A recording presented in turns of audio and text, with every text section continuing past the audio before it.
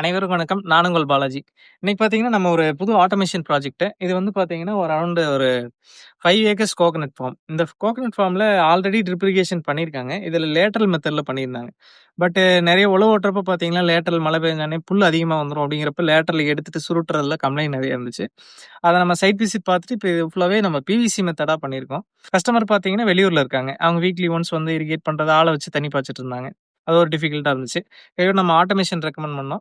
Recommend பண்ணி இம்மீடியட்டா நம்ம wireless ஆக்சுவலா இது 5 எக்ஸ்ங்கிறப்ப கிணறு வந்து ஒரு 500 மீட்டர்ஸ்லேருந்து வாட்டர் வருது. ஒயர்ல இரிகேட் பண்றப்ப கொஞ்சம் சிரமமா இருக்கும். அதனால நம்ம ஒயர்லெஸ் ஆட்டோமேஷன் சூஸ் பண்ணி அத ஒர்க் பண்ணிட்டு இருக்கோம். நம்ம டீம் பார்த்தீங்கன்னா, இன்னைக்கு ஃபுல்லாவே பிவிசி ஃபுல்லாவே லே பண்ணிட்டு, வால் ஃபிக்சேஷன் எல்லாமே முடிஞ்சுச்சு.